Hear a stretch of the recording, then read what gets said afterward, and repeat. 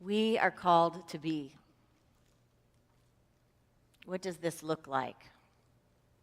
Have you been called? Do you realize you've been called? That we are called to be and we are called to create. I believe we're called to create a living sanctuary. The author John Milton said, "The mind is its own place and in itself can make a heaven of hell or a hell of heaven." It can make a heaven of hell or a hell of heaven. Whether or not we create, that's not optional. What we create is optional. We can either become more aware, become more mindful, become more conscious, and draw all aspects of our being into alignment with our true knowing, our highest state of consciousness, our deepest desires and principles. Or we can go about in the human condition operating with a sense of separation, forgetting that we are not just receivers of this thing called life, we are creators. I had a little experience on my way to yoga this week. I was driving to yoga, and I tend to be late for everything. And I was pulling up to this light, and the light was green. And as I was getting ready to go through this light, there was a woman that thought her light was green to walk, right? So she was on the corner, and it wasn't even like the light just changed. It's like she was on another planet in her mind and just walking, And I saw her start to walk across the street, of course, slowed down. And as she began to walk across the street, she looked up and kind of did one of those, oh, whoa, right? And she just looked at the light and kind of glanced back at the cars, and I just very gracefully slowed down. But I noticed I was waiting for her, so she walked across the street, and you could tell she was nervous, just going, I just did that. I just totally went across a red light. And I was finding myself very excited for her to look back at me. Really wanting her to look back at me. So I could just look at her and go, it's okay, it's so good, I'm so glad to stop for you.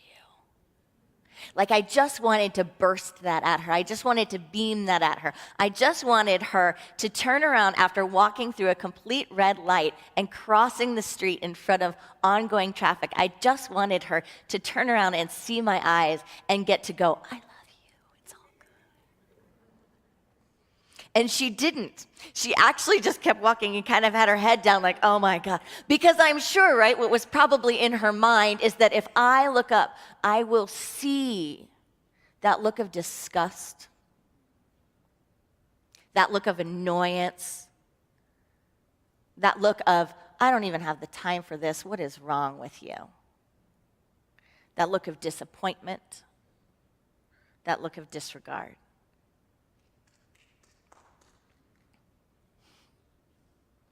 We create a heaven or a hell of everything. And when we get that, when we really get that, it can be simple and small, or it can be huge and magnificent, and it's probably both at once. When we truly know that we are living, moving water, and that we're here to create a sanctuary, how does that change the planet? Step by step, moment by moment, person by person, heart to heart. There's a story that came to me about a beautiful little girl that I know, who is now probably about in 6th grade. And this is when she was in 2nd grade. And she is one of those beloveds on the planet that is beyond time and space, has a heart to feel, and has a presence that she was born with and born into that is light on the planet. And that light on the planet can sometimes be very sensitive, no? When we're born into a sensitive beingness. So this little one, when she was in 2nd grade, got an award. The teacher was giving out those awards at some point in the year about, who was really excelling, who did the best at this or that. And no doubt hers was probably about kindness, about compassion, about listening, about being a friend. This is an amazing young woman. And so the award she got was something about being amazing. And the teacher said that in 16 years, she had never had this experience, and she wrote this note to this beloved's mother, saying that as her daughter came up to get the prize, the token of appreciation, the gift for being so amazing, she went up, got it, and instead of holding on to it and going back to her seat, she went up to the most ill-behaved little boy in the class, the one that would get in trouble, the one that maybe hadn't demonstrated kindness. And knowing that that moment, he would never get to experience that. He would never get to be the one that got the award, the prize, the celebration for how he showed up. And so she went right over to him and gave him that token, that gift, that treat that she got. And the teacher said in that moment, she learned so much more than what that moment may have had to offer had it been normal rather than extraordinary.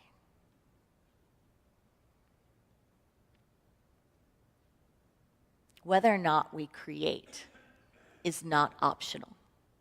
What we create is. In a spiritual practice, for many people, embodying a spiritual practice in the words of, loving God and experiencing God as love and worshiping or praising that which we call God, which in unity we say is love, divine mind, whatever it is for you, your greatest feeling, sense, emanation of what that is. When we really get in tune with that love of the source of our life, of the source of our being, we operate and we intend, to operate in alignment with what honors that love. Right? Does anyone have children or grandchildren that you just love and adore? Right? When you love and adore your children, your grandchildren, you try to pull all of your being into operating in accord with the highest gift that you could give them, the highest presence, the highest love, and the highest expression. Anyone in here that's been celebrating Earth Day this week that loves the planet, that loves animals, that loves the environment, that loves the moon and the clean water and the stars and the ocean, that wants it all to be just as it is created to be, that love is so bursting in you that is an expression of God, that love?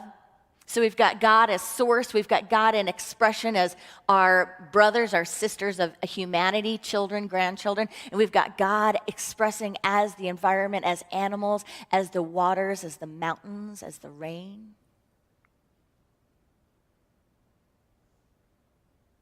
How do we honor the living sanctuary that is gifted and given to us? So often we have these practices where we love and we get this love and we feel this gratitude, but we have blind spots and we fall short. We fall short because the illusion of separation, the belief that I could somehow love God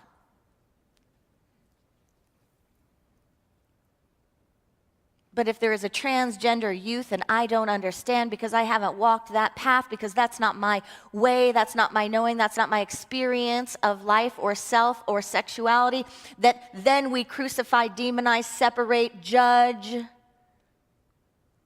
alienate. And what do we do in that moment when we do that? We reject God. What do we do in that moment when we do that? We crucify God. What do we do in that moment when we do that? We fail to honor God as the source of all creation.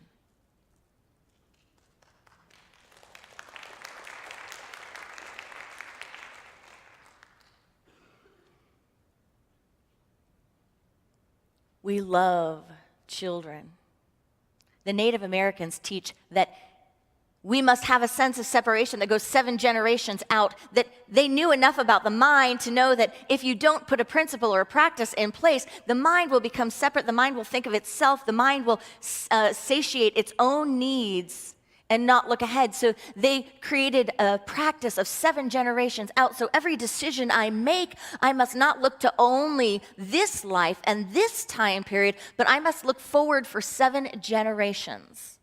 And I must act from that, because that gets me into alignment with loving humanity, loving my children, loving my grandchildren, loving my earth, loving my God, loving the Great Spirit.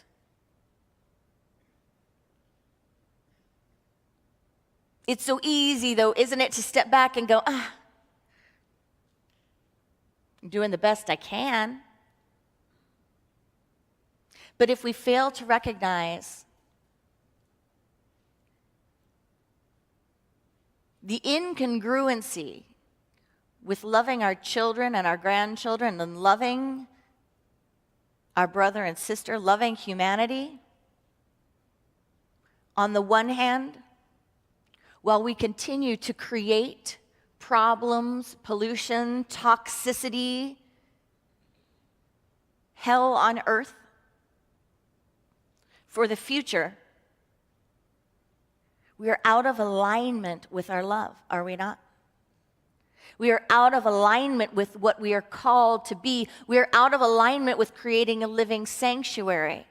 See, because I cannot love my nieces and nephews fully to the fullest part of my being without recognizing that I must then also love their children and their children's children.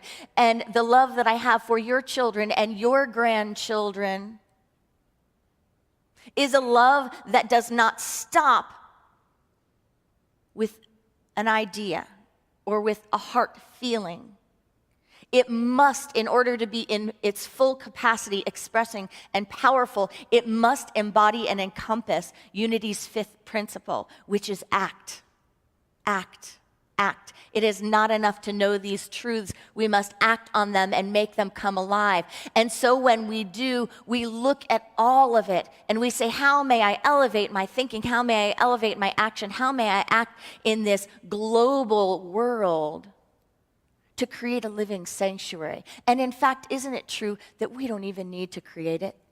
Isn't it true that if we just step back and observe it so deeply and say, create in us the activity and the wisdom to express and to multiply in alignment with the rhythms of nature, in alignment with the demonstration of the earth and the environment, that all life is an inhale and an exhale, all life is an ecosystem, all life is connected. If we could just step into alignment, we will recognize, that a living sanctuary is created for us in every moment. And in fact, all we need to do is model this. That's why in Unity, when we have a christening, when we have a blessing, we don't bless that baby's original sin away. We don't say there's something we need to put on that child to make it whole or holy. We say, let all minds here, let each of us in this room, in this space, recognize that this is a perfect creation. Let all of humanity operate in accordance with this knowing, so that we may not be of the error ourselves and bring the error to the purity, to the perfection. Life is a living sanctuary. How much of the suffering is optional? And how willing are we to look at our practices? We've got the love of God, we've got the love of humanity, the love of all those beings that are in your heart, and then we've got the love of the environment and God expressing as the environment. There was this hilarious video that I saw this week. Well, it wasn't hilarious, it was awful. But it was about the environment, and it was saying, what if Mother Earth treated us as we treat it? And then it had all of these little scenarios where someone's, sitting having a picnic, and then someone sprays like a hairspray or toxicity just all over them, and they're coughing, and another person's doing something else fun, and someone just comes and throws their trash right on them, and another person's doing something great, and someone pours oil down their body.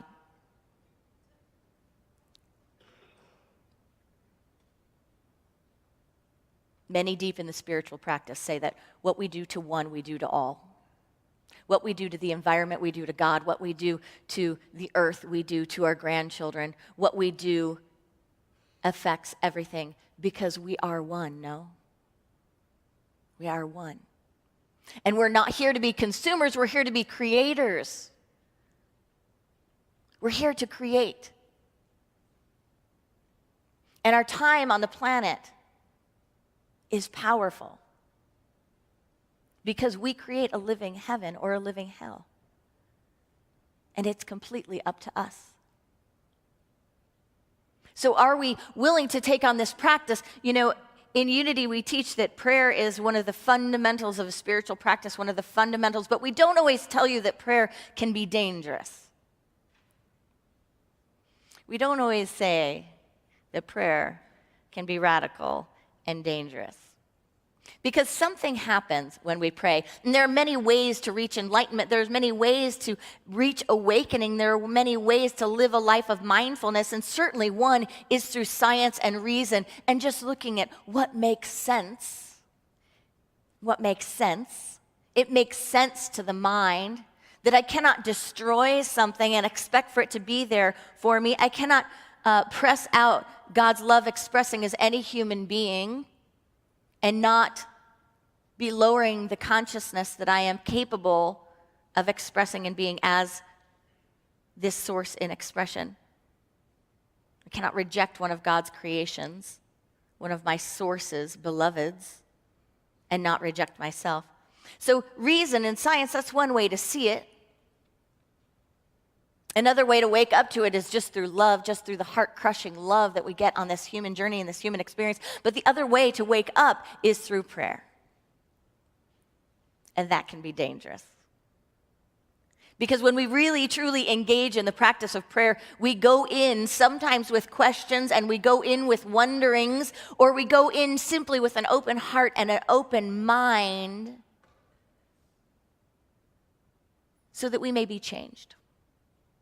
So that we may awaken to things that are not available to our thinking mind, and we may find new ways of being that are elevated, new ways of being that we're called to. Myrtle Fillmore, Unity's co-founder, healed her body and created a movement that we stand on today. She created a movement of love, a movement of consciousness. And she did it by going into prayer. And no doubt when she went into prayer, she got shifts that needed to happen. She got intuitions and insights into having clean air, fresh air, being out in the environment, and that being a healing practice. She got ideas on how to affirm the life in her body, and she certainly shifted her habits. She shifted what she put into her body. And that maybe didn't satiate her sense of self like what Myrtle wanted. But it lifts you into a new state of consciousness. And you may be aware that there's something more. That's why in all spiritual practices, there is a path to enlightenment, no? Because the mystical side of every spiritual practice asks us to step out of our separate sense of self and step into prayer, to call on the source of our being,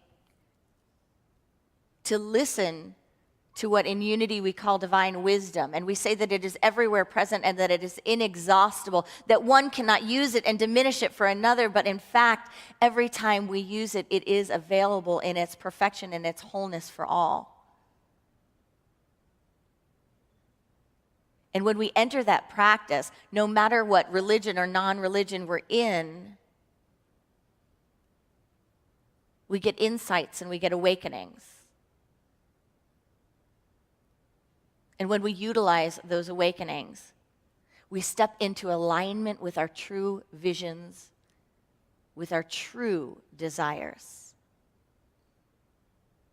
And we are called to shift things that our human self may have never said we were capable of, but we are called to surrender the individual self needs, recognizing that when we do that, we are not lacking something, we are not giving up something, we are not, in fact, sacrificing anything. We are becoming more of who we truly are, and we are giving to ourselves and to all life and to all humanity and to whatever we call God. That's the truth. That there is no way to lose ourselves, but in fact, by aligning ourselves and by asking for alignment, we become more of what we are intended to be. One of my favorite unity ministers and authors, Sig Paulson, talked about this little illusion of selflessness, because a lot of times on the spiritual path, on the spiritual journey, we talk about being selfless. If everyone was just selfless, well, then maybe they'd think 7 generations out. If everyone was just selfless, they'd realize, I can't pollute my environment and create toxicity and then hope that my grandchildren and my grandchildren's children are going to have an easy time being happy while I'm strangling them. Because I was unaware. Because I was too consumed with consuming rather than recognizing that I am a creator and that I am the system. I am the system. I am the system. It comes in me, through me, and as me, and that's my calling in every moment. I am the love. You know, one of the most beautiful things I have seen in traditional religions that can teach us to separate, that can teach us to judge, as far as loving our neighbor and loving our children and loving each other, are people who have awakened to the limitations of their spiritual path. They were taught, I'm not supposed to love someone because their sexuality isn't the same as mine, or because their path, their life path, their choices, whatever they're doing, whatever I might judge them for, or I was taught by the book to judge. The moment they have a personal experience and the moment they take it into prayer, they recognize that that is the letter of the law, and the letter of the law is broken. It is the spirit of the law and the spirit of the law that is true. It is the spirit of the law that is the only thing, and it is written on your heart, and it is written on the heart of each one of us. It is written on the heart of the Mother Earth and the Mother of creation. And people taking that courageous step to follow the heart of the law, the spirit of the law. But it doesn't always come. It has the idea that it comes as being totally selfless, like, oh, if I could just get rid of myself, then I would get it. No, friends, it's actually, as the master teacher always did, it's actually a whole turning upside down of the concept. When we fully embrace ourselves, we find the self that is one with all humanity, that is one with all creation, that is one with all life. And we would give anything and everything to preserve, to uphold, to love, to embody, to embrace, to elevate, to emancipate, to protect, to praise, and to love that life. Sig says this. He says, one of the biggest obstacles to accepting our selfhood is the myth of selflessness. That has been promoted so diligently by those who are sure that the best way to serve God is to get themselves out of the way, to become impersonal. The motives may sound good for this approach. The goal of unselfishness is laudable, but it must be attained through another path than selflessness. It must be obtained through another path than selflessness, getting ourselves out of the way or becoming impersonal. There is no such thing as selflessness anywhere in creation, because the whole creative process is dependent on individualization or differentiation, or we might call it the selfing activity through which the universal finds expression. Without the principle of selfhood, there could be no creation, no expression. Through the process of selfing, the invisible becomes visible, light becomes form, God becomes man, the Father gives all that he has, and through this and through the Son. That's you, that's me. Even an atom has or is a self, an individual unit of expression, and it hangs on to its self with a great deal of energy, as we discover when we break it into its component elements. It has the individualizing power of the universal concentrated in it. He goes on to say, in man, the word light or self becomes self-conscious, as it inevitably must, before its full potential can be realized and expressed. Each man is to draw on the treasures available to and through the self of his being to give it unique and unduplicated expression, to give it personality. Far from getting himself out of the way, each person is to be the way. The word becomes flesh, or to phrase it in another way, the light shines in the world. The light shines in the world. So do you believe you are a unique, unrepeatable expression of God? A unique, unrepeatable expression of this light and this life, and that never again will this combination of you and the universe hit this galaxy with these people, these circumstances, this timing ever again in the known universe.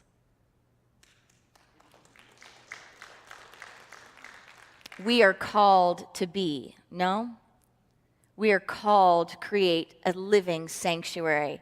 Even the Pope himself just recently said something about creation and those ideas of, magical creation versus science and the evolution of science and the creating of this planet. And he said, God is not a magician. What's the next step in that? The next step is that we are co-creators. Will we step into that power? Will we step into that light? And will we be so deeply and fully engaged in becoming the way that we recognize our power in every moment is to create a living sanctuary? And life is not a thing. It is many moments drawn together in expression. Namaste.